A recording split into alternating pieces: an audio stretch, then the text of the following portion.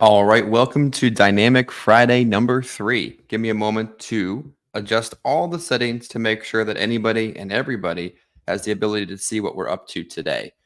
As you are aware, we are on Free Conference Call HD for the first 30 minutes as always. We are on StreamYard, where you have the opportunity to see and interact with us during the course of today's conversation. And we are live on Facebook. Finally checked to make sure that is correct. And for some reason or another, the settings always make it so that only I can see myself live, which wouldn't make any sense. So I have now adjusted the settings so it is public and available for their viewing pleasure online as well. So, good morning and welcome into Dynamic Friday number 3. As I said, I'm excited to be on with you today, both over the phone and on camera, and hopefully inspire you out the front door. Hopefully inspire you to pick up the phone or whatever your business model is and motivate you to push towards that goal just one day longer. That's it. Like you've got one day to make it happen. And many of you have written 3,000 in a day, 5,000 in a day. Heck, we had agents that have written 10,000 in a single day. So why not make that day today?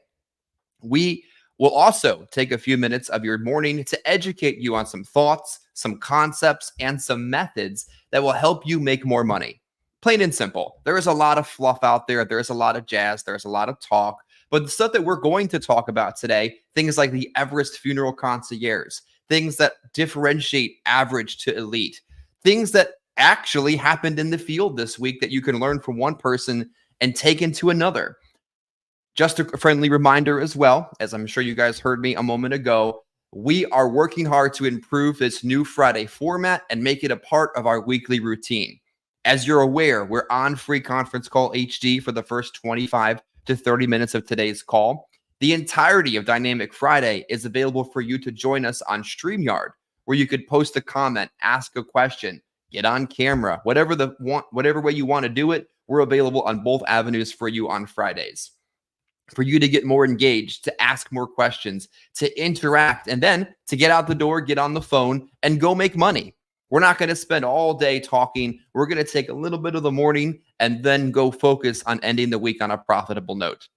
I'm going to ask a favor of you, though, as you get settled in this morning and you catch us live or you're listening to us right now, that link, that StreamYard link that you have in your email, the StreamYard link that you see in the group me, copy and send that off to somebody else. Maybe they don't get on today. Maybe they don't watch it next week. But maybe one day they see that link, they click on it, and they finally connect with something that changes the trajectory of their life.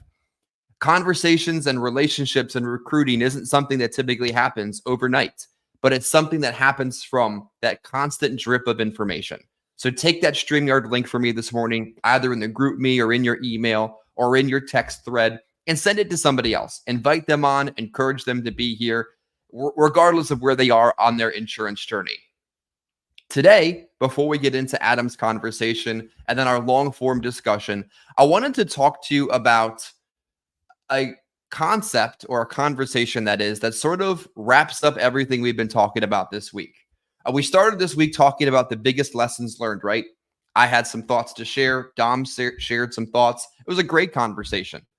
Thursday, we tackled some of the biggest mistakes that agents have made over the course of their career. And many of you bravely stepped up and shared some thoughts yourself. I think we ask a lot of folks, and, that was one of those situations where some people would have been so uncomfortable to share that level of honesty, they would have just hung up the phone. But you guys openly and honestly and willingly shared some of the struggles that you faced and lessons that you learned because of it. So today I want to wrap up that kind of conversation by sharing the biggest wins, the biggest success moments in things that I've witnessed in agents over the course of the last 9 years in this business. And the fun part about these wins that I've witnessed, like all the things in business, is it didn't take any superhuman strength. It didn't take a spiritual gift. It didn't require good looks or a great voice.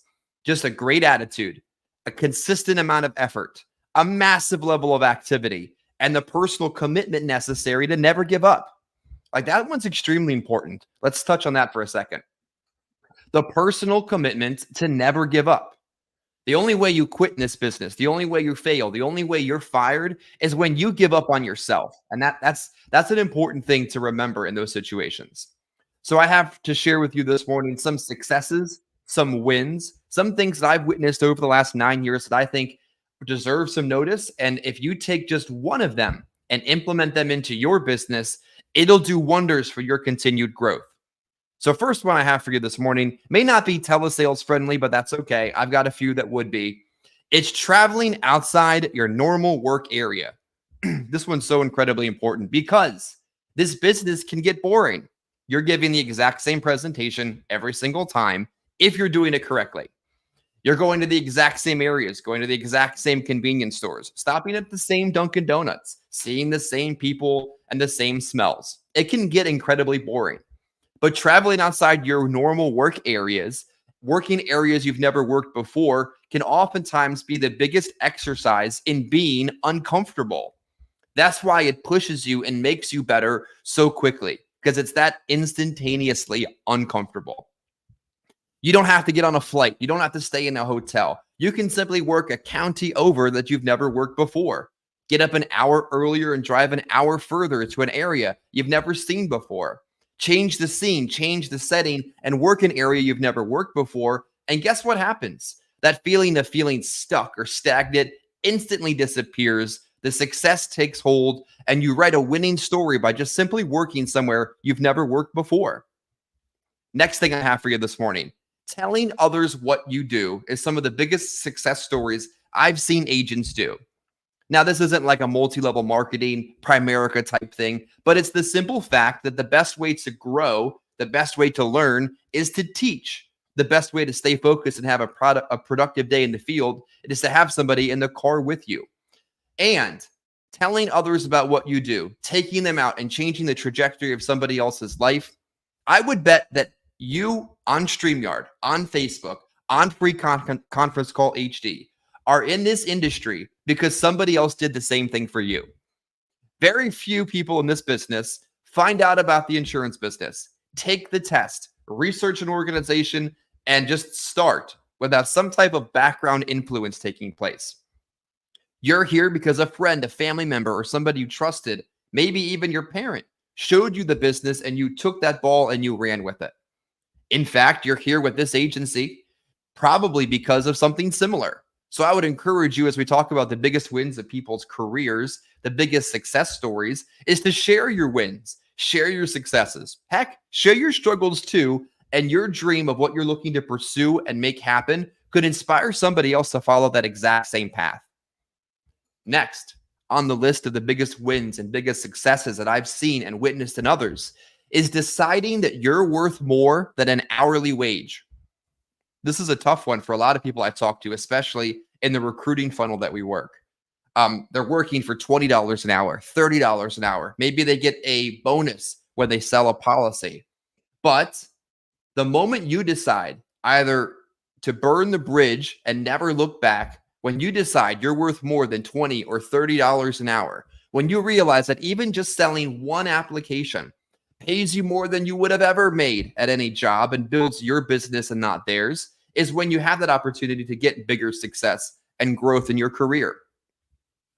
The only way to win in your self-employment, small business, entrepreneurial journey is to have no plan B, is to not have another job, is to make this a lifestyle, not just a 9 to 5. I could list the names of agents that were so close to a breakthrough over the course of our time as an agency, but they gave up and went back to a job. They gave up and settled for an hourly wage. They gave up and decided that they were worth whatever somebody else told them they were worth, and they gave up. Don't give up on yourself when you're so close to breakthroughs. Next, let's talk a little bit more practical about some of the biggest wins and successes that I've seen in people that wrote 5,000 a week, 7,000 a week, 10,000 a week. Those type of weeks that I witnessed didn't come from people writing IULs over the phone. It didn't come from people that stumbled their way into massive, fully underwritten cases, those unicorns you see once a year. These didn't come from large final expense cases, but it came from massive activity. Even wilder, some of the biggest 10K weeks I've ever witnessed didn't come from people working fresh direct mail. It came from leads that were weeks or months or years old. The crazier thing about many of the 10K weeks that I willed into existence in my first 1 or 2 or 3 years in the business is they came from purely door knocking. Now, of course, we've made things a little bit more effective with additional appointment setting, but appointment setting can't be a crutch that you base your success or your failures off of. You can door knock your way to a 7, a 10, a $12,000 week. You can route your leads, knock the doors, give the presentations, and push from the start of the week all the way to the end and achieve those record levels of production that you're fully capable of doing. Here's another big success that I've witnessed and observed in others, and it's the senior center presentation.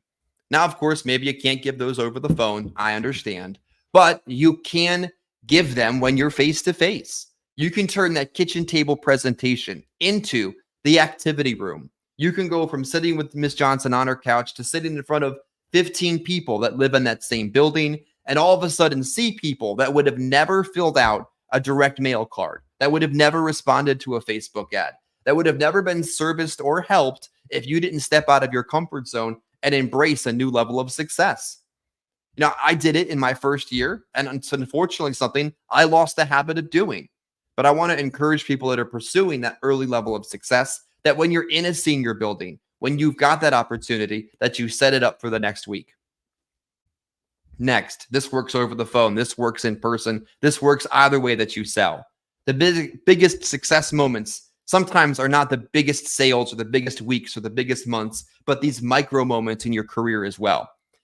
It's your first add-on sale. It's the first time you sold a cancer policy, an accident policy, a Medicare Advantage plan, a Medicare supplement. It's an additional sale on top of what you're already good at. I could remember my very first add-on sale. I remember the moment I got my health license. I got set up with Aetna Senior Products on the health side. It's what we had most access to at the time. And the next opportunity I had, I was in the field and I was in an existing client's home. And I remember Mary Long in North Philadelphia. And she trusted me. She would have done whatever I ethically recommended. And when I recommended a $5,000 cancer plan for an extra $17 a month, it wasn't even a sale. It made sense to her. We got the application in, and guess what happened? You remember the story if you've been here long enough. That lady, Mary Long, ended up with cancer. That policy ended up paying a tangible cash benefit to her. And I hope that that story can extend to you and encourage you to find that first add-on sale and that micro success moment that you're fully capable of doing. Last one I have for you before we get into a breakdown on Adam's week, conversation about Everest, and some long-form conversation today, is the biggest success moments that I've witnessed in people is when they've committed to something that's bigger than they feel comfortable doing. That when they've committed to something that they know is uncomfortable, that they've committed to something that might require a credit card to get started.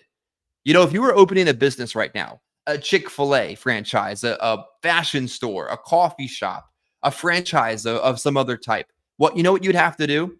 In many cases, start a small business loan. And in many cases, we're massively uncomfortable simply opening a small credit card to start on leads or to invest in the business or whatever it is.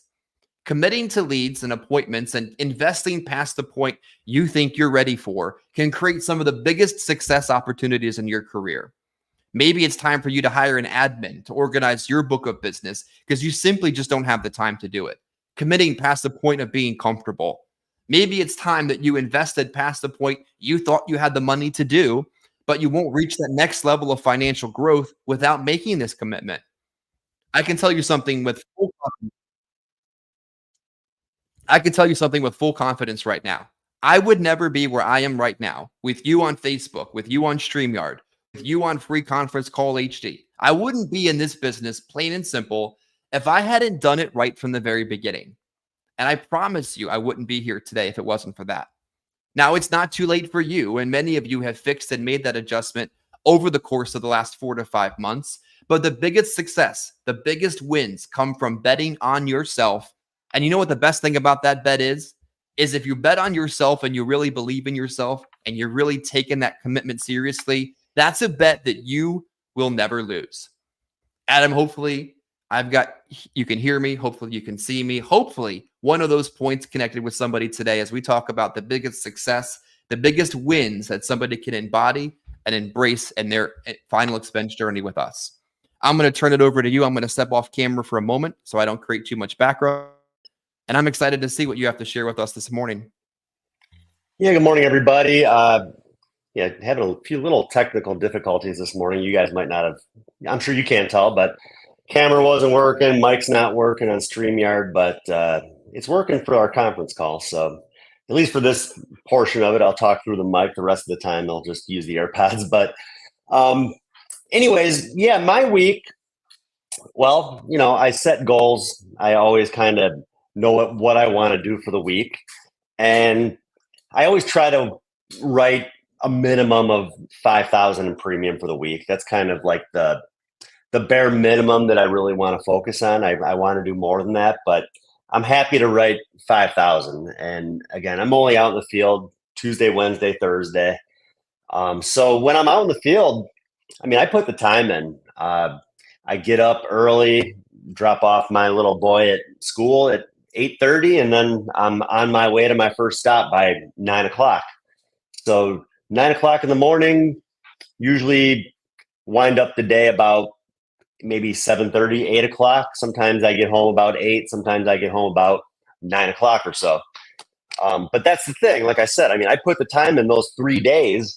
So then Monday and Friday is more of like my office days where I work on stuff around the office when it comes to building the agency, working with agents, catching up on different things, adding new appointment contracts, just all that fun, busy stuff.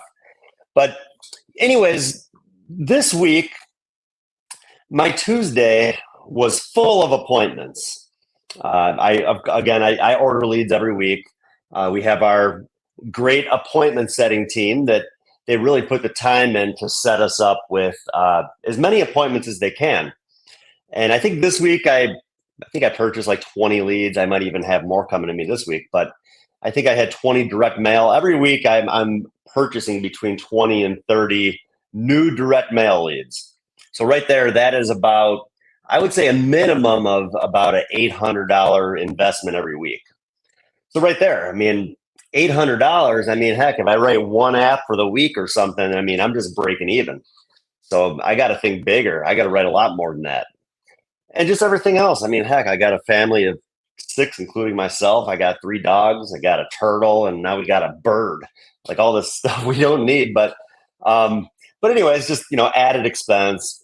Got a kid down in college, paying for tuition. I mean, heck, I work as much as I can. I mean, I got to make money. So my Tuesday full of appointments, and you just never really know how things will go. Sometimes you could have a whole day full of appointments and things go well. Other times, just not a whole lot. And Tuesday, I had a couple appointments in the morning. I think my 9 a.m. I'm looking at my calendar right now. It's not on there anymore. So I'm thinking my 9 a.m. I must have rescheduled to another day. I must have showed up and the person must not have been able to meet with me or something at that time because they're not even on my schedule anymore. So I had a 10 a.m. appointment. Oh yeah, okay. I remember now. Yeah, I did reschedule. I did talk to the guy at the 9 a.m. I think next week I'm going back. Just one that I was not able to close up right then and there, unfortunately. And then my 10 o'clock appointment, husband and wife, they already had a bunch of coverage. They were like in their 80s and they just couldn't really afford anything else. So didn't really get anything there.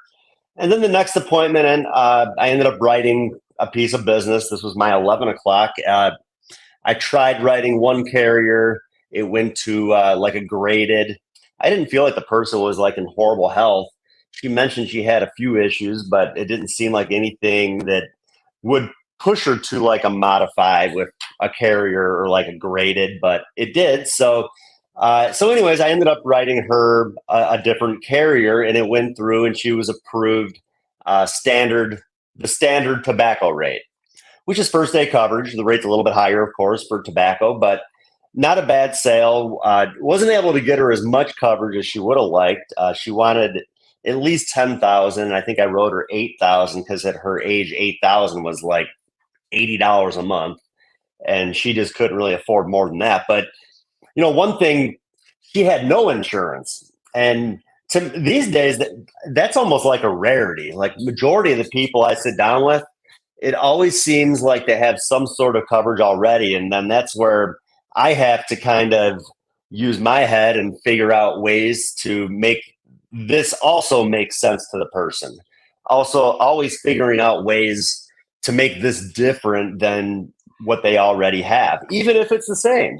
Kind of hard to explain, but we'll be getting into that on the long form portion of the training today, kind of talking about doing a little bit extra. So, anyways, I ended up writing that one. The rest of the day was a bit of a wash. I had a noon appointment. The lady, she was not fluent with English. I need to go back to meet up with her when one of her kids is around that is better with English. It just wasn't ever going to be able to get anywhere with her. So I moved on to the next, which worked out okay that I was only there for maybe 3 or 4 minutes talking to her on the front porch because I was already running behind after that appointment where the first carrier would not take the person first day. I had to switch gears and use another carrier, and that just ended up being a little bit time consuming. I was probably there for at least an hour and a half. So that put my schedule behind a little bit because I set my appointments up on the hour. So, I mean, 9, 10, 11, 12, all the way through. Last appointment's usually at 6 o'clock at night. So then I had a 1 o'clock appointment that I showed up at, and that was a no-show. Nobody was there. Moved on to the next. Like I said, the rest of the day was just pretty much a wash. I talked to maybe one other guy later on at night that same thing, just couldn't get anywhere with. We have days like that. Fortunately, I was at least able to write that one. As I've said in the past, I can't stand showing up and not doing anything or having a day where I just don't write any business. I don't want my day to I don't want my day to feel like a failure. And to me, if I'm out there for 10, 11, 12 hours sometimes, I just can't stand it. If I come home without a sale, my wife can't stand it either because I'm not in a very good mood when I get home. If I came home with nothing. So anyways, I was at least happy that I at least wrote the 980 in premium. And then my Tuesday, I didn't have a whole lot of appointments set. I did some door knocking. I actually, first thing in the morning, I had to get my oil changed. So my 9 a.m. appointment was an oil change. And then one of my clients called me like a week or two ago. And this guy has had insurance with me for probably, I bet, 10 years. I bet he's got at least 5 or 6 policies with me. He's a really good guy. I mean, this guy, he cares about his family. He doesn't have a whole lot of money in savings, but he's putting money into these insurance policies that are going to help his family out when he's no longer here. Outside of just covering his funeral expenses, I mean, he's just wanting to take care of them. So yeah, he's got a number of policies with me, and he called me about a week and a half ago, and he said, Adam, I want some of your business cards. I want some of your business cards because I got some other friends that need insurance. And he said, so why don't you send me some business cards? And I said, how about I just come by? I'll pick you up. I'll take you out to lunch. And he was like, hey, that'd be awesome. So, I mean, this guy, like I said, he's had coverage with me for like 10 years. I mean, I appreciate his business, and he's a good guy. I figured, hey, what the heck? Let's sit down and have some lunch together. So I took him out to lunch. So that took a little bit of time too. I mean, I was with him for a couple hours, and I usually don't even eat lunch during the day. So, taking him out to lunch, and then I'm tired like the rest of the day because I just don't even. I'm usually nonstop. I don't eat during the day. If anything, I'll eat when I get home, when I'm done for the day.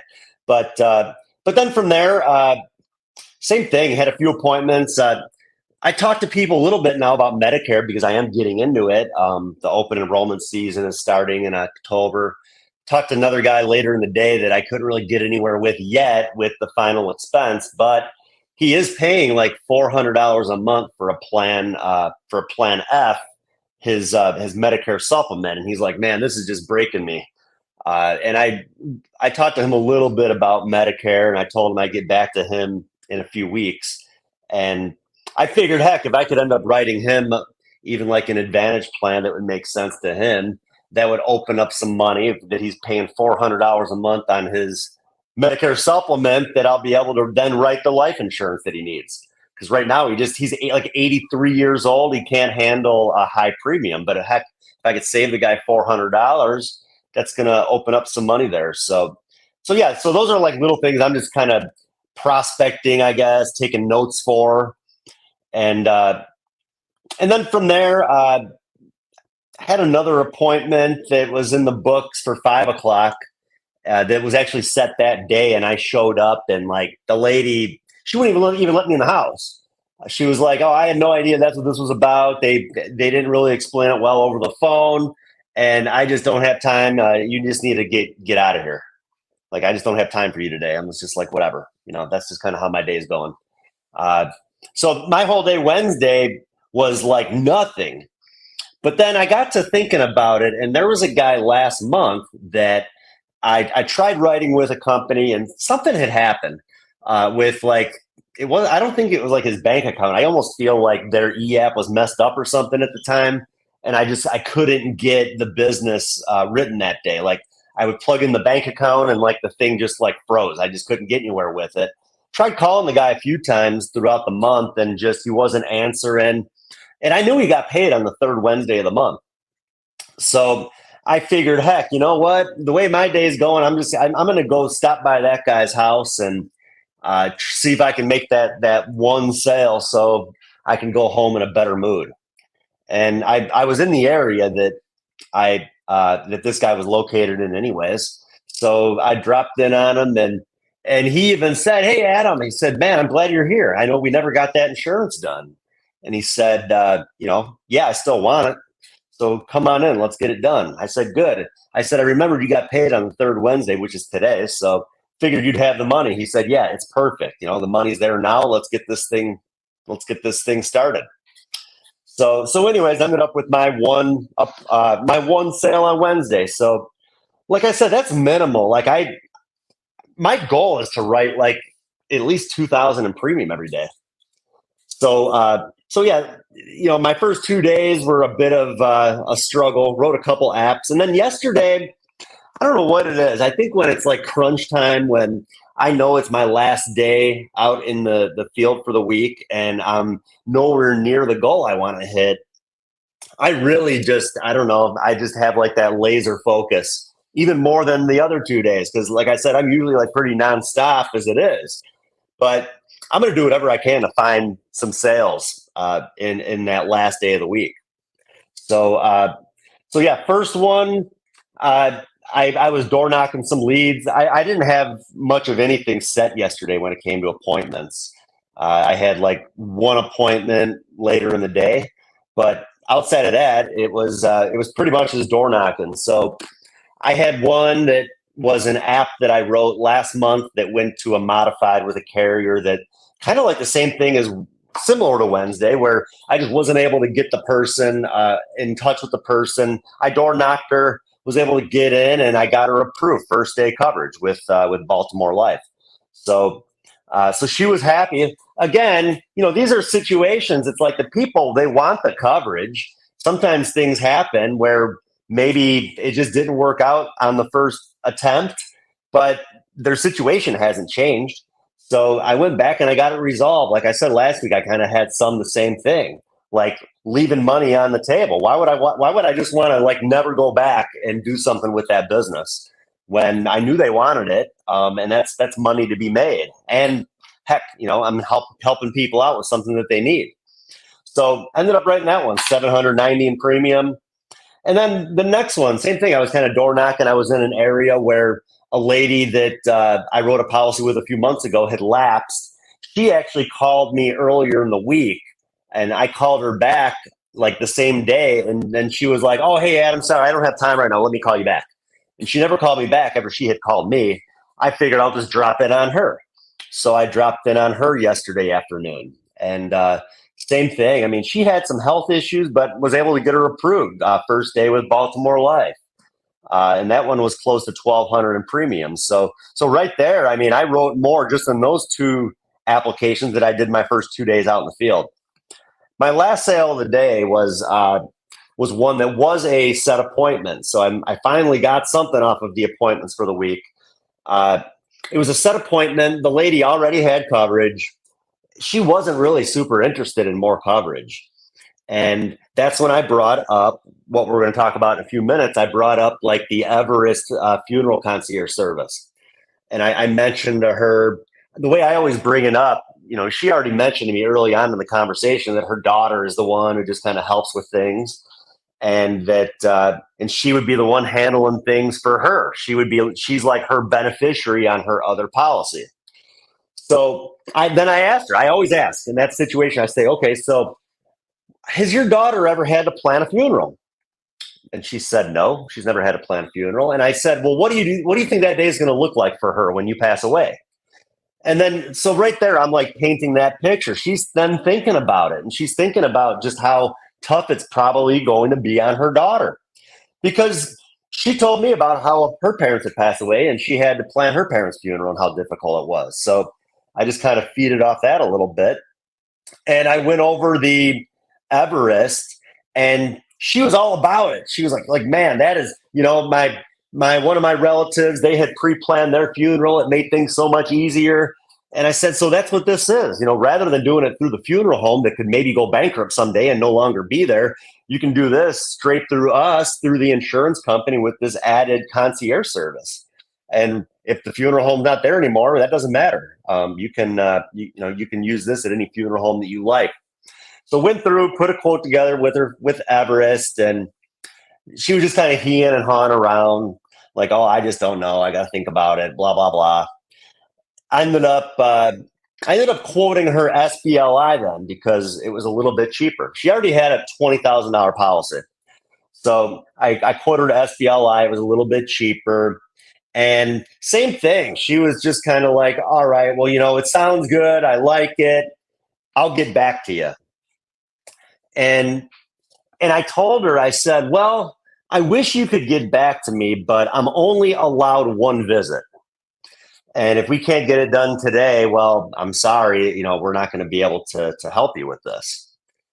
And she said, really? You're not going to be able to come back and help me? And I said, well, no, I'm only allowed one visit. And to me, I'm being honest with her. I'm only allowing myself one visit. So that, to me, I'm not lying to her. I'm only allowing myself one visit, because the chances of writing business on a follow-up are slim to none. And I know that this one I probably would have never written. If I would have walked out that door, I probably would have never seen the lady ever again. But because I told her I'm only allowed one visit, we can't get it done today. Sorry, I'm not going to be able to help you. I was able to get it done. She moved forward with it, and she was happy that she made that decision to move forward. So, but yeah, I told her, and you know what? Heck, people think a lot of times these direct mail lead cards, like they think it's some sort of program through the state. I mean, I told her, I'm licensed with the state of Illinois, but so if anything, she thinks I have to report back to the state whether she decided she wanted to move forward with the plan or not. So, hey, whatever she wants to think. But like I said, I mean, it's just you got to do what you got to do sometimes to get the person to move forward, especially when they know they need it. And so that was really the end of my week. Yesterday really made up for the first 2 days. I think I ended up around 4,500 in premium after yesterday writing about 2,800 in premium. So like I said, I like to end up around $5,000, a little bit under for the week, but that's all right. Overall, I thought it was a pretty good week. So I'll add Chris back on now, and I think we'll be maybe switching over to our long form training here. Oh, looks like he had to get up for a minute here.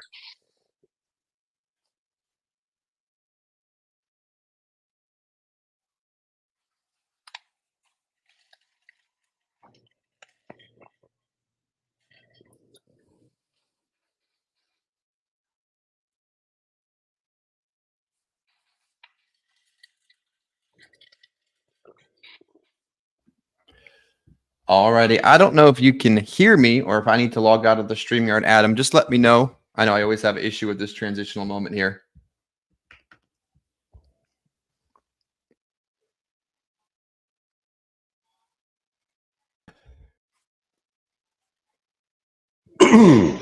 All right, we'll be getting started here shortly. Chris just hopped off. I think he'll be hopping back on in a second.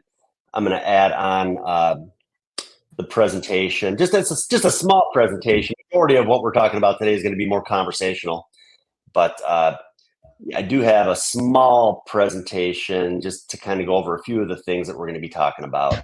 So bear with me here 1 second, and then we'll go ahead and be getting started here. Like I said, I had a couple issues this morning with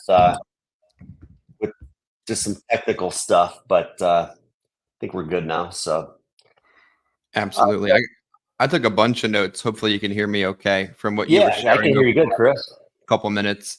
The fact that you said I'm only allowed one visit seems so simple. It seems so easy to brush over, but it seems so important because I've heard agents say all the time, well, I went to the door and they said, I got to come back. I'm busy. I'm only allowed one visit. Oh, I gave the whole presentation and she told me she needed to go over it with her son. I'm only allowed one visit. Like, I think if people would embrace just that one thing in the hour of content we share today, they're going to make more money. You are really only allowed one visit unless you want to treat this like you're is not important to you. The amount of time you have in a week, 45 hours in a week. If you spend 2 of those hours with one person, even if that one person buys $1,000 a month AP policy, you shorted yourself 2 people with one visit. So don't allow yourself to be back multiple times for the same person. That was so golden. That might be the biggest takeaway, but I'm confident we'll have other things to share with the viewing audience as well. Yeah, the whole one, like I said, one visit. I mean, a few weeks ago, I was I don't know, I had maybe a half hour to kill, and I decided, you know what, I'm just gonna text all these people that told me they gotta think about it. People that I just couldn't get anywhere with. I'm gonna text all these people. Hey, I just following up. I was over, and I mean, I bet I texted. I had thousands of leads. I mean, I bet I texted maybe 30 people. I didn't get one person that replied back like, I'm ready to move forward. I mean, people, like I said, it's like if you don't write that piece of business while you're there, you got to almost treat it like you're never going to see that person ever again.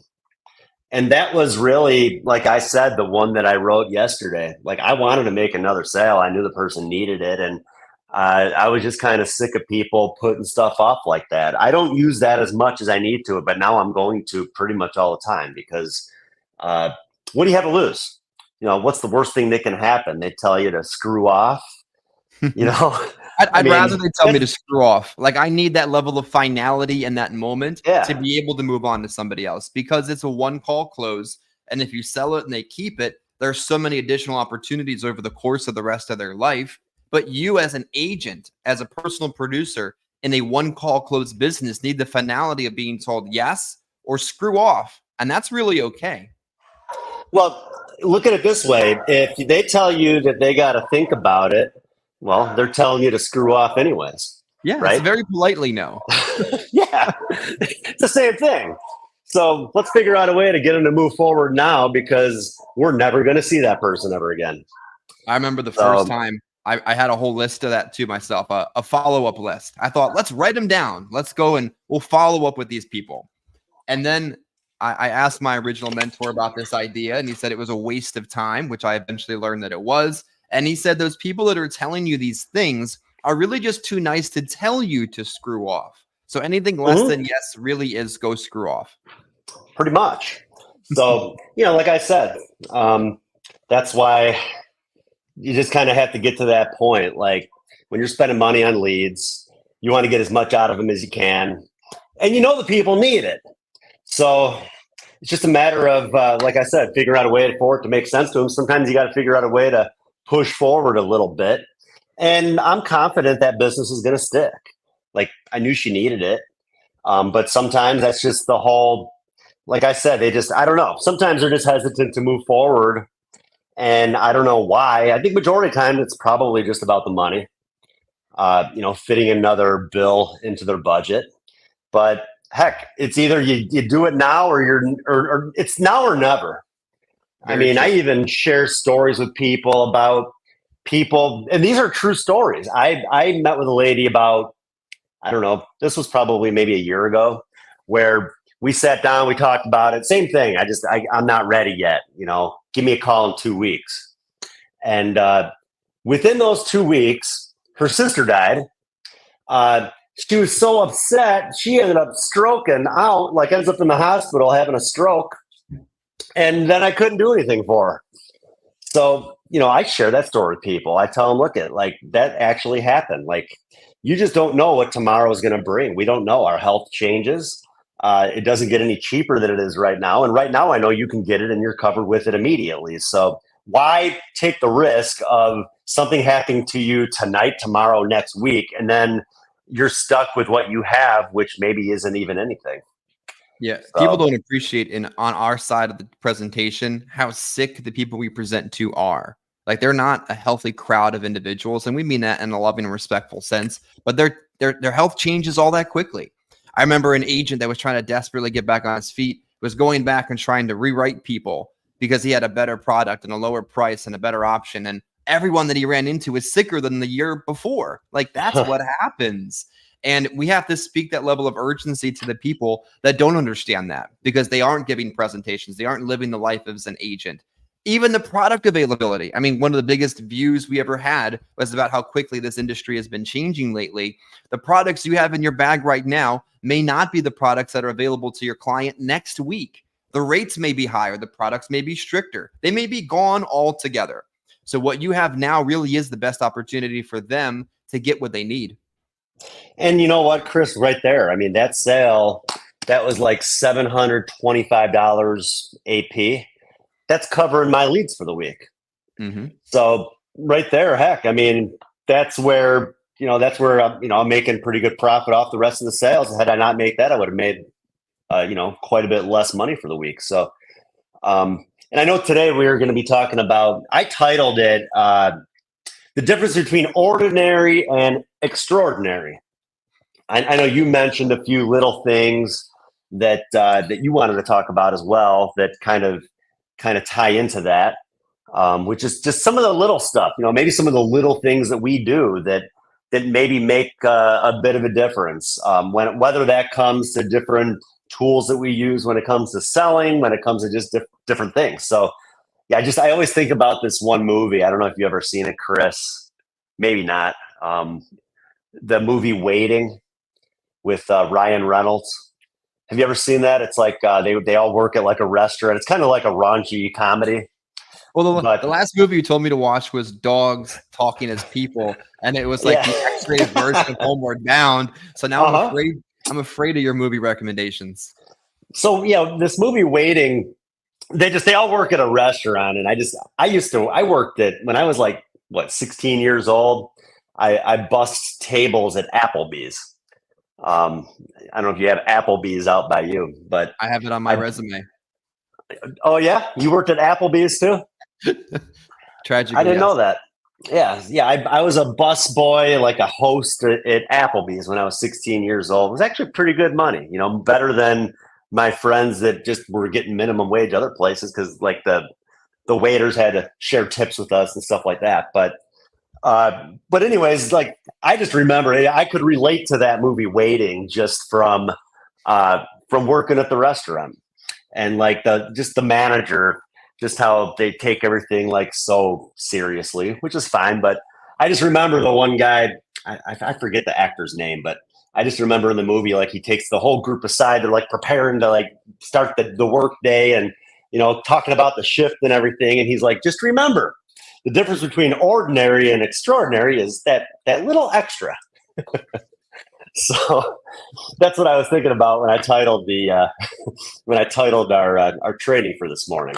Just doing that little extra. The difference between what we do that kind of separates us from other agents that maybe are just doing enough to get by. The little extra. That could even be the appointment setting service that we use. I mean, that's a little extra. Yeah, we're investing a little bit more into our business by having that that luxury, but it's structuring our day. It's putting us in front of more people. It's allowing us the ability to make more sales. Like I said in the past, all I'd ever done was cold door knock, or not really cold door knock, well, door knock leads. But just having that structure, and even weeks, like I've said, there have been weeks where I haven't written a lot off the appointment setters. There have been weeks that, like this week, I think I wrote maybe one off of the appointment setting. But it's putting me in front of people faster. Leads that I'd probably still be trying to disposition with a yes or a no. They're out of the way now. People that maybe I couldn't do anything with, that they'd still be sitting in front of me. So but right there, that's one, I think, sort of doing a little bit of extra when it comes to just the little things in our business. What are some other things that you could think of, Chris? I think to separate yourself from ordinary to extraordinary really doesn't require any special talent. It doesn't require any special skill. Like I say all the time, a spiritual gift, a good voice, a great body. It doesn't require any of that kind of stuff. Like, to take yourself from ordinary to extraordinary requires things like intentionality. Like, today is a day I'm going to sell and do nothing else for whoever's in the field today. That's going to take you from ordinary to extraordinary, because that's all that you're going to focus on. And you're going to focus on your phone, your text, your emails, the snail mail, your appointments, your door knocks, your book of business, your lapses. You're just in hot pursuit of premium the entire time. Like, that's what separates an ordinary sales day from an extraordinary one. Heck, even Friday itself. I remember an agent probably 2 years ago at this point that lasted maybe a few months. She said she went out on a Friday and actually made money and saw people and sold insurance and said to me, I didn't think you could make any money on a Friday. What separates ordinary personal producers from extraordinary personal producers that need every application to pay a bill, to get ahead, to grow their business and survive the first 2 years is the willingness to go out on a Friday, to knock doors on a Saturday, to start the week on a Monday. You earn the right as you build your business to do more in less time. But a lot of the messaging and training has to be focused on that crowd of people that really need to work so hard those first 2 years to make it to where we are. So ordinary to extraordinary, so many different things you could talk about. Not skipping on leads. Yeah, that's a tough one. If you're on a free lead program, you have a production number you have to hit. Otherwise, we can't pay for the leads. If you're your own personal producer, you have a production number you have to hit. And if you don't hit it, you're one problem away from falling behind in the business. So knowing you have to hit those numbers and making those numbers personal separates you from ordinary to extraordinary. Here's one for you, and then I'll give the mic back to you. Doing the right thing in the home, even if you know doing the right thing isn't going to make you any money. Like, you encounter a situation where the client has a policy and they've had it for, 5 years, and their health kind of sucks. And you might be able to push one through on a carrier might have super loose underwriting, and you might be able to save them $1 and get them $500 of cash value back and make yourself some money. It's not the right thing to do. Like, it just doesn't feel right. It doesn't look right. It doesn't improve their situation. It puts them back into contestability. And instead of doing that, you choose not to. That's an extraordinary action you've chosen to make, because you put the best interest of the person ahead of the premium. And I think people get so wrapped up in the AP and the premium and the deposit sometimes.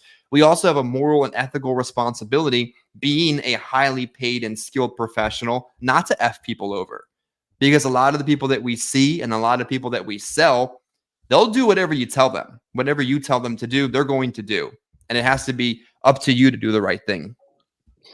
Yeah, I feel like every week I run into at least one person I talk to that has plenty of coverage, that I just tell them, like, don't let anybody come in here and talk you out of doing anything with that policy. There was one this week. I sat down with this guy at night. I didn't write a policy on the guy, but the guy, he had some pretty significant health issues. I think he had congestive heart failure. He had a few other things. He was obese. And I had a guaranteed issue product that I could have wrote the guy that actually the rates were pretty decent. And it was even cheaper than what he was currently paying. But the policy that he had for over 2 years. So like, why would I take a guy that's in that sort of health out of a policy where right now he's fully covered, just to benefit myself? And that's really what I think sometimes happens is agents, they're not looking out for their client, they're looking out for themselves, and they're looking to make that one sale. But because I'm like that with people, uh, usually it brings more business my way. If you do the right thing, that's what's going to happen. More good things are going to come back around to you. There's a good chance I'll end up doing Medicare business with this guy. Talk to him a little bit about that. There's a good chance I'll end up writing business on some of his other family members. Um, but like I said, I mean, I'm not going to pull somebody out of a policy, even if the person's in good health. I mean, they could tell you anything. Clients could tell you anything, honestly. If they're past the 2-year period, I'm usually not messing with it. I'm going to keep that business. And if anything, tell them, it's good to add to what you have, but I mean, you're guaranteed that policy is going to pay out for you. So I don't want to take someone from a guaranteed policy that I know is going to pay out to starting that 2-year window all over again, unless I'm extremely confident. But majority of the time, we just don't know. If you're on the StreamYard right now, when you feel like there might be something that separates somebody in this business from ordinary to extraordinary, feel free to drop it in the comment section. If you're watching on some other medium of social media, we really do appreciate your comments. Your comments create engagement. It puts the algorithm in our favor. So maybe you're watching now, today, tomorrow, or in 10 years. Comment about what you think in this business separates ordinary from extraordinary. Dom put in the comment section, spending money on tools to make your business more efficient, i.e. insurance toolkits, CRM and such, which is absolutely the truth. You're running a business, and that's a huge realization moment that agents make typically right after they get out of that survival mode into the thrive moment of their career. They realize they're running a business, and to run a business means you have to invest in your business. And Adam, I don't know if you have it or where you live, but I notice all the time in a lot of the restaurants and small business, non-corporate type places, non-Applebee's locations, that they spend a lot of money reinvesting in their restaurants, especially during the off season. We have a good peak water and summer season here, but you come back the next time and that business owner had spent money redoing their decks, redoing the restaurant, redoing something, reinvesting in their business, trying to make it not an ordinary restaurant, but an extraordinary experience you want to come back to over and over again. Yeah, I mean, and even in our business, I mean, we always need to be looking to improve, and doing what we can, not only to help people with the life insurance, but like I said, I mean, now today I'm going to finish adding or completing some contracting and some training for the Medicare side, because I mean, not only will that help me financially, building up a good renewal base, but I just always felt like, once I learn something, I'm pretty confident that I can put people in a good situation, maybe even a better situation than what they're currently in. And I've always been ethical, wanted to always like to do things the right way. Sometimes there's stuff out there that you run into where just you know how it is. You walk into a house and they pull out a policy and you're just like, why did the agent write this policy on this person?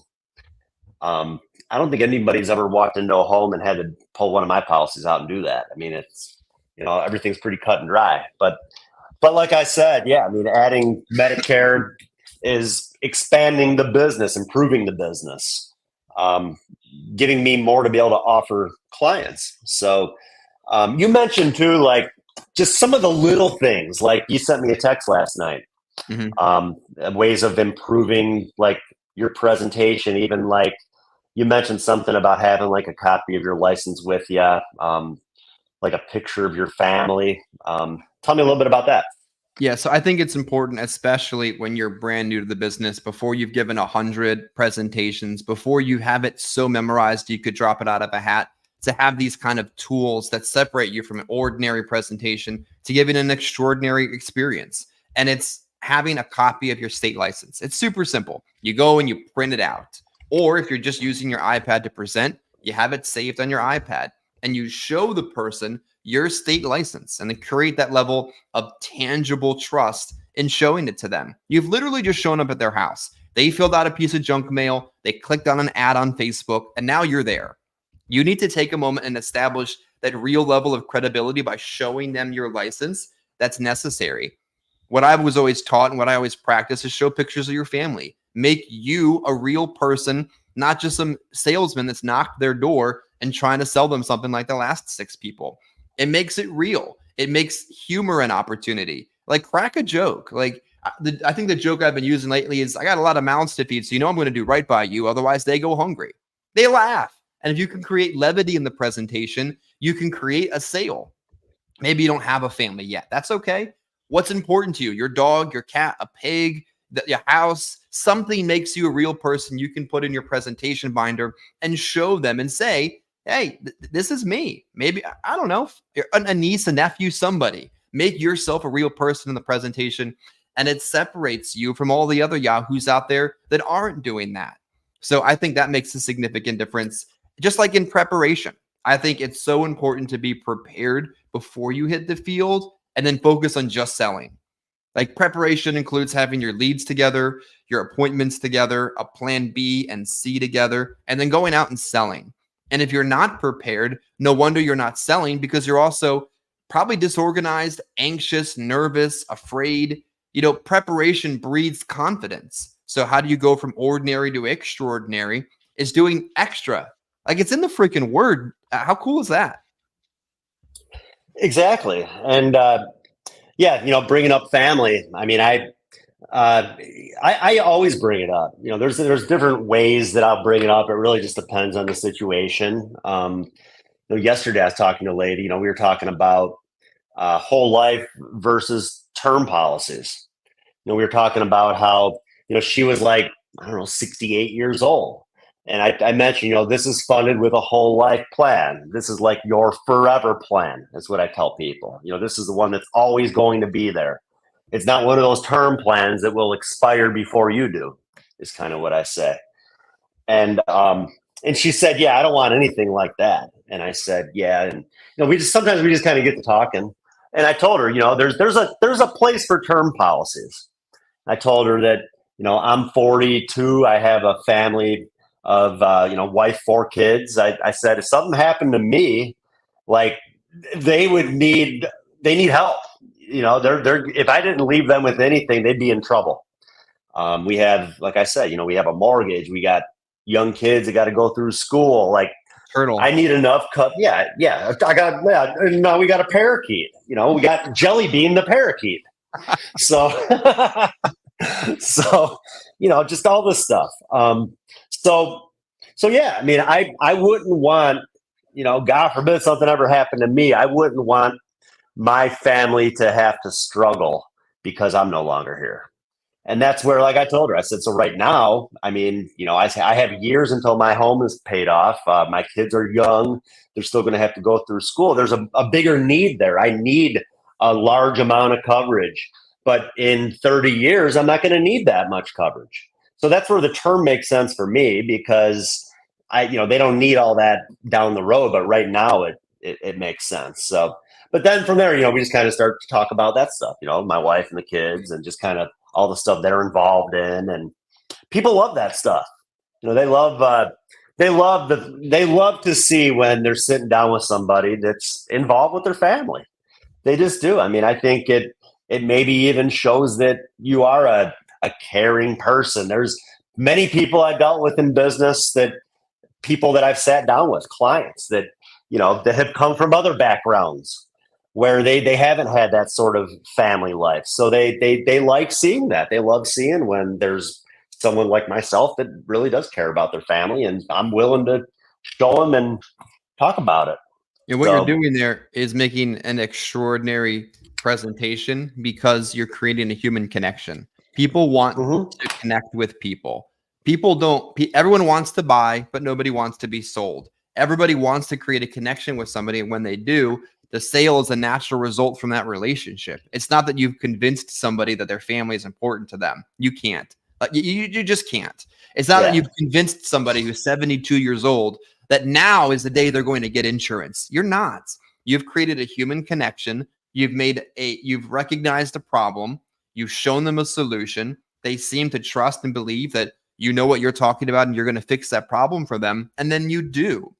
I think we oftentimes struggle in sales when we misunderstand that we're not convincing them of something. We're simply leading them to the conclusion that they just haven't got to yet. Yeah. Oh, yeah, for sure. So another thing, Chris, we talked about, and I talk about it a lot, a way to kind of how I always try to figure out a way for this to make sense to the person I'm sitting with, regardless if they already have insurance, regardless of if they already have enough insurance. I'm always going to figure out a way for this to also make sense to them. And that's when I pull out different tools that I have that add that value. And I wanted to maybe talk a few minutes. I could even pull up a few slides to talk about like the Everest. That's something that to me, that has kind of taken me from that ordinary to more of an extraordinary level because again, not only is it helping me make sales, but it's a great benefit. It's something that's adding a ton of value to not only the insurance that they're taking out with me, but even to the policies that they already have. And the one I wrote yesterday, like I mentioned, I ended up writing her SBLI. Now, SBLI, they don't have Everest, but they have the Sequoia, which is very similar to Everest. I don't really know a whole lot about the difference, but when I was talking to the lady, I could tell how important like her daughter was to her, and how I mentioned earlier how I knew that this would be something that would help her daughter when the time came. I also remembered that on that Sequoia plan, you can add up to 9 family members on that plan. Regardless if they have an insurance policy, that Sequoia would still step in and help the family and negotiate. And that was, I think, another thing that kind of sold it to her, that not only could she fill out and take care of her own funeral planning, but with that Sequoia plan, she could sit down with her daughter and her daughter could even put a plan together for herself. And that's going to lead to another sale. Her daughter wasn't there when I was there, but her daughter needs coverage too.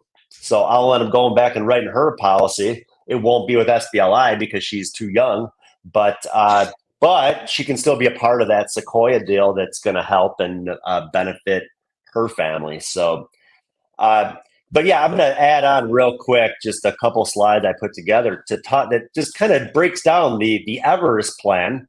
The Everest plan now is available with not only the American Amicable Platinum product, Chris, that we've been using for quite some time now, but it also is available on the brand new product that we talked about last week when you did such a great interview with the national sales director or national sales manager with Transamerica. Yeah. The new FE Express product. Same thing, has the Everest incorporated in with it. So usually when I did my presentations talking about the Everest, I was always just talking about the American Amicable, but now the Everest is also in on the Transamerica deal. And that's one too, where, maybe you lead with American Amicable, but maybe there's just a few health issues that, that it's probably going to go to like a graded or like a return of premium.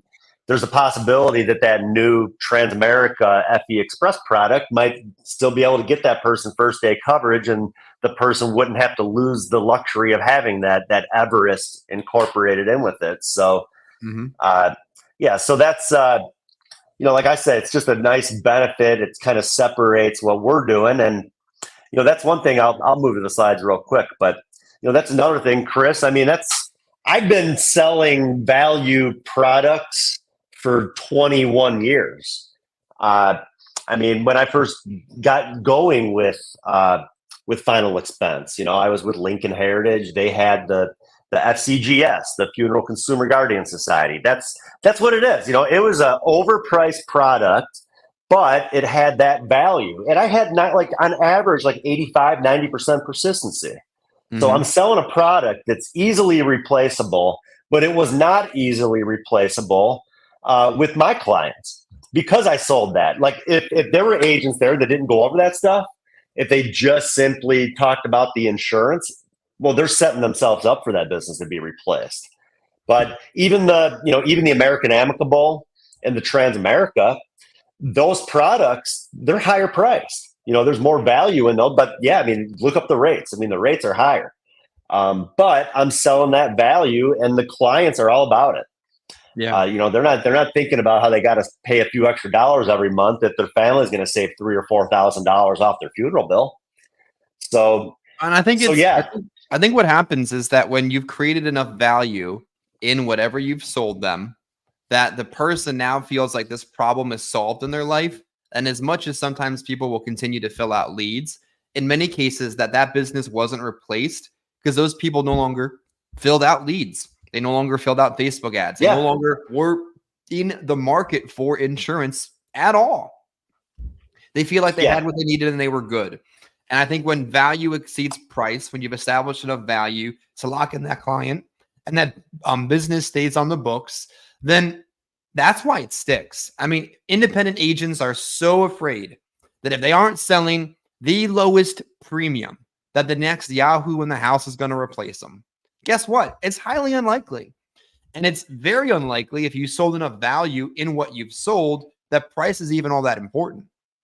Of course, there are situations where you got to beat the rate, where you have to come in with a price-effective product. We get that. Sold plenty of KSKJ back in the day. Plenty of old school Transamerica immediate solutions. I get it. But I also wrote enough Americo that stuck just as good. I wrote plenty of Gerber that was still on the books because that was all they could qualify for. Value is what keeps stuff on the books. True Social Security billing helps. Good agents that service their business helps. But the lowest price on earth, hey, the next snake in the door can replace it, but is value what keeps that person out of their house.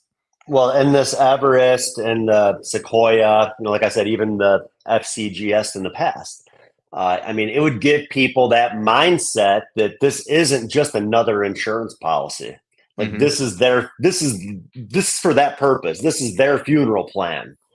And you explain it that way, and you show the people how this is very unique. Like this isn't something that's just all over the place. This is unique. And it's something that's going to make a big difference in your family's life and make their lives a lot easier when that time comes. And like I said, just adding that value, the one yesterday, this lady, she had 20,000 in coverage. She didn't need more coverage, honestly. I wrote her another 12,000 because she saw the value in the funeral planning that, like she said, one of her relatives in the past, they had pre-planned their funeral. It just made things a lot easier. So she remembered that, and she knew that, heck, if I move forward with this, it's going to make my family's life a lot easier when I pass away. Well said. So yeah, let's real quick.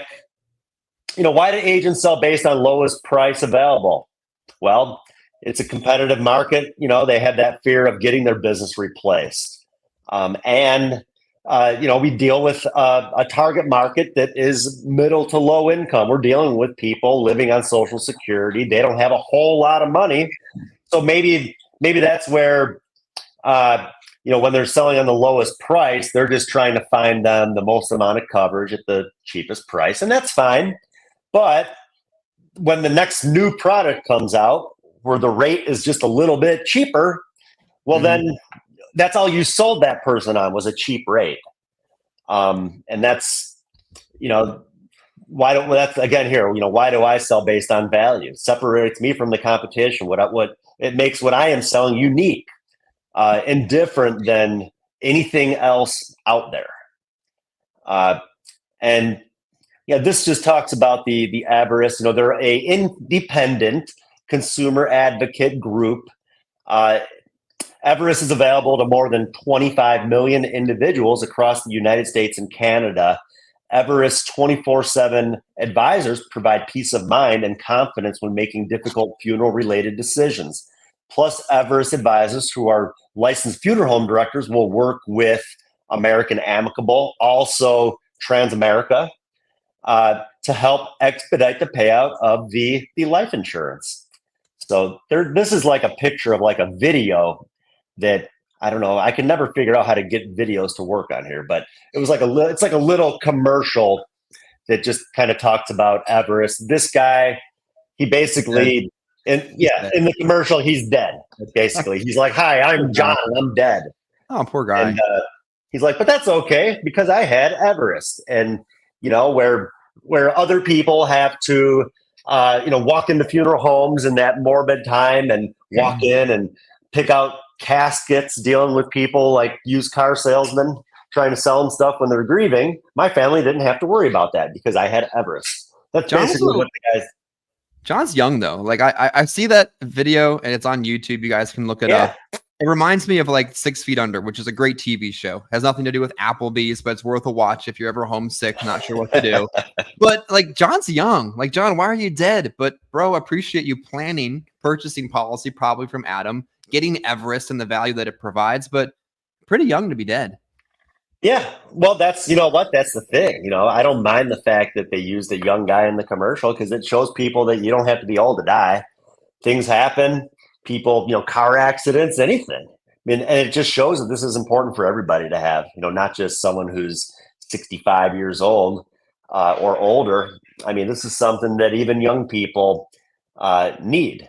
Mm-hmm. So, it doesn't bother me if they use a young person, but at least, he just talks about at least he had put everything together, and within 48 hours, the family received that money. And that's what, it talks about here, how, they have the 24/7 assistance where, person passes away in the middle of the night, they can call into Everest, and Everest will kind of start putting things into action. The way I explain this to the client is that you put your whole funeral plan together ahead of time, that when the time comes, all your family has to do is make that one phone call, and the next thing they have to do is show up at the funeral because Everest took care of the rest for them. So where other families have to walk into the funeral homes and make those tough decisions, and it's tough, and many times they end up spending a lot more than what they need to. Not that funeral homes are overcharging, but I feel like they add stuff. It's kind of like when you buy a car and, would you like to add this package to it? Would you like to add that? That's what at the funeral home they're doing when people are grieving. I had a client once tell me that they had a family member that passed away, and the funeral home asked if they wanted a picture of the Last Supper in the casket. And they said, "Oh, sure." Charge them like $800 for like this picture. Yeah. Like little things like that just aren't necessary. That maybe it was really nice. Maybe it was worth $800. Maybe it was like some sort of painting or something. I don't know. There's a lot of add-ons. Just if you don't, when the emotion is high, there's a lot of add-ons to it. You'll be at our wedding, not our wedding, but me and my fiance's wedding in about 5 weekends. We have a live painter. It sounds like an awesome thing, but it's an expensive add-on. And I could imagine having a painting of the Last Supper put in a coffin could be expensive, but having a plan in place that says this is what you want, this is how you want it done, and here's how it's going to get paid, allows some of that money to go back to the family instead of the funeral home. The funeral home is a business too, and they have money to make, and they know they're only going to have so many funerals a year on average. So having a plan allows the family to keep some of the money too. But I like the way that you put it. Everest allows you just to have to show up at the funeral. You've done all the work ahead of time. And it's those little catchphrases and power questions that helps people add these value-added propositions to the product. Well, yeah, like I say, I always ask the person, who's going to handle their funeral and if they've ever had to plan a funeral and what they think that day is going to look like. So, and then right away, it's like they start thinking about it, and then this makes total sense to them. I explain how all the online planning tools, they can put it all together. I mentioned to them how Everest not only will call the funeral home that the family wants to use, but they'll reach out to other funeral homes to get comparable pricing. And that's what they use to negotiate those prices. So it's adding value to your policy because your family's going to be saving money too. That's just that much more money that's going to go back to your family to help them take care of other things. Even mention how there's a free will. They'll help the person put a will together. Even other important legal documents. Most clients I sit down with, they don't have a will.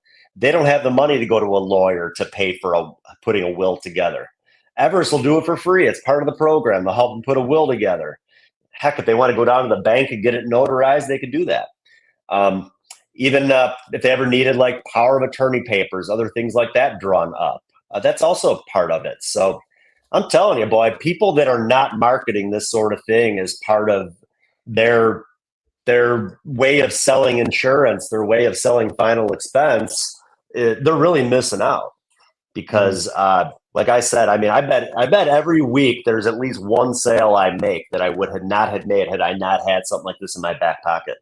And you know what? It's separating ordinary to extraordinary. That's another example of it right here. It's understanding that, yeah, sometimes you can sell on price. Sometimes you can come in and beat the rate and just get it done the old school way. But sometimes you actually have to be a salesperson, ethically speaking, and utilize these value added propositions to make additional opportunities.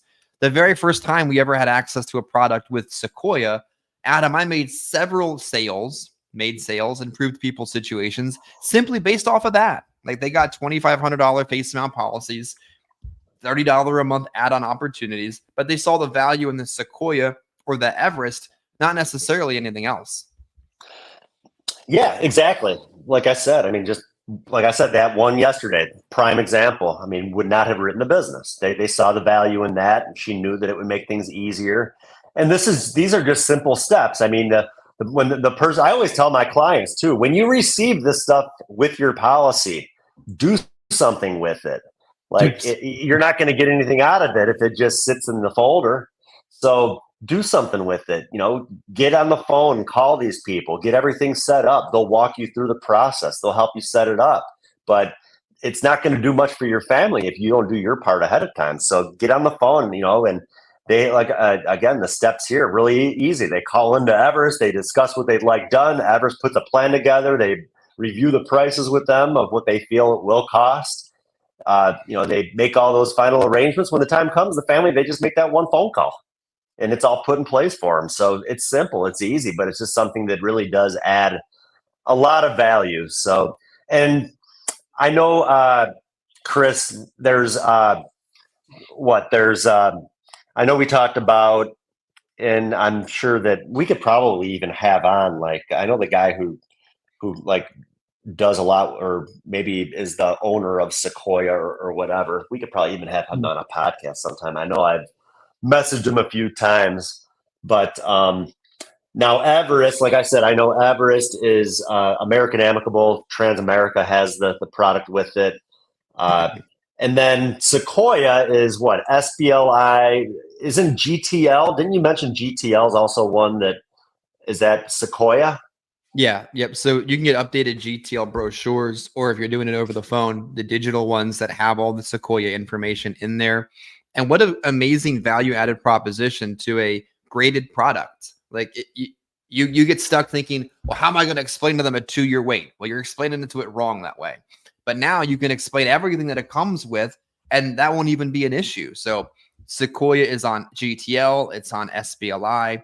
Everest is on Transamerica Express. It's on American Amicable Platinum. If you don't have access to these type of products, reach out to us. Like, we're on every method of social media there is. If you're having issues making value-based sales, reach out to us. If you think you only needed one product to write your business, but now you're seeing you can do the same thing with multiple products, reach out to us. I mean, there are so many things that we can add as a value-added proposition to you. We're happy to help. If you need structure to your business, I was talking to an agent this week and he said he appreciates the morning call because it provides structure. I mean, structure is what helps people get out of bed, get on the phone, or get into the field. If you need help in your business because you don't have leads and you can't afford leads, but you're willing to work, we have a free lead program.